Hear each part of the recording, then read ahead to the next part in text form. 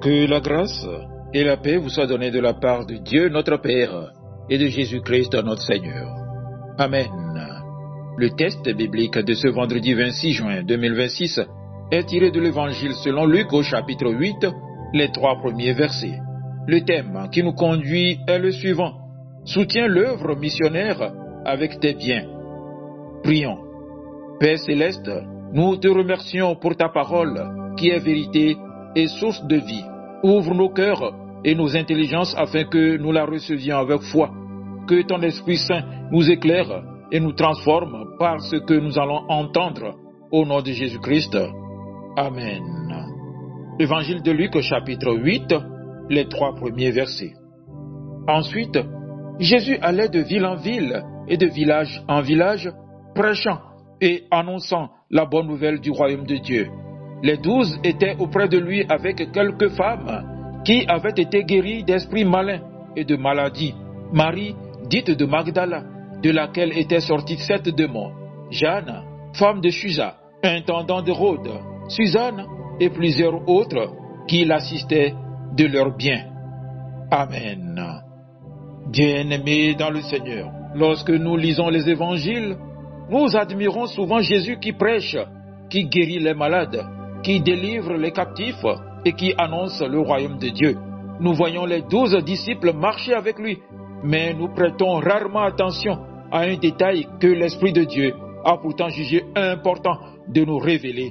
Dans Luc chapitre 8, il est écrit que plusieurs femmes accompagnaient Jésus. Elles avaient été guéries, délivrées et transformées par sa puissance. Mais elles ne se sont pas contentées de recevoir les bénédictions de Dieu. La Bible dit qu'elles l'assistaient de leurs biens. Quelle belle leçon! Elles avaient compris que servir Dieu ne consiste pas seulement à prier, à chanter ou à écouter la parole. Servir Dieu, c'est aussi mettre ce qu'il nous a confié au service de son royaume. Aujourd'hui encore, Dieu cherche des hommes et des femmes qui comprennent que leurs ressources peuvent devenir un puissant instrument pour l'annonce de l'Évangile. Mon frère, ma sœur, la reconnaissance produit la générosité. Ces femmes avaient été guéries, elles avaient connu la grâce de Jésus. Leur soutien n'était pas une obligation, mais une réponse d'amour. Quand Dieu transforme une vie, cette vie devient reconnaissante. Une personne qui réalise ce que Christ a fait pour elle ne cherche plus seulement ce qu'elle peut recevoir. Elle se demande aussi: Seigneur, que puis-je faire pour toi? L'amour de Dieu produit un cœur généreux. La gratitude pousse à donner sans contrainte. Voilà pourquoi la véritable générosité commence toujours dans le cœur avant de se manifester dans les mains.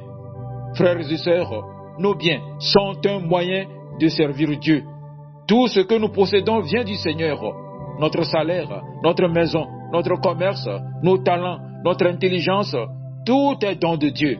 Nous pensons parfois que seuls les prédicateurs servent Dieu.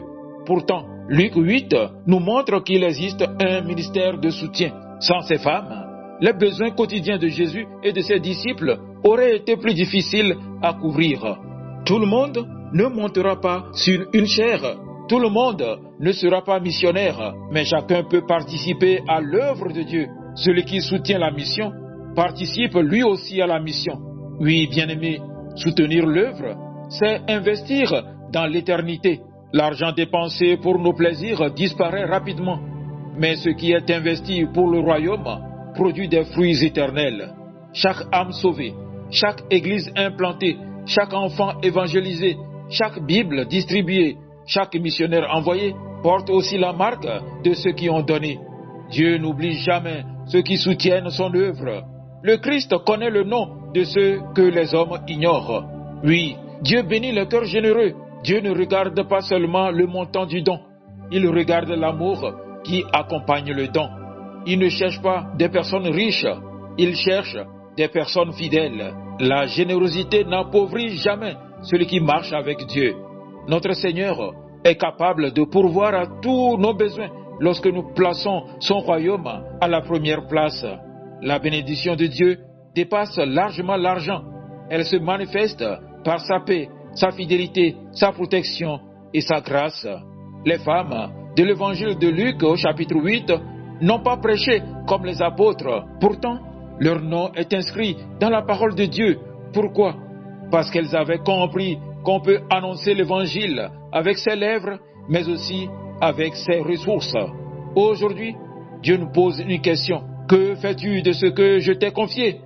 Nos biens sont-ils uniquement consacrés à notre confort ou servent-ils aussi à l'avancement du royaume de Dieu? Ne soyons pas seulement des bénéficiaires de la grâce, devenons aussi des partenaires de l'œuvre de Dieu. Car lorsque nous soutenons fidèlement la mission, nous participons à la moisson des âmes et ce que nous faisons pour Christ aujourd'hui portera des fruits jusque dans l'éternité. Que le Seigneur nous donne un cœur reconnaissant, généreux et entièrement consacré à son œuvre. Amen. Agréable journée à vous tous.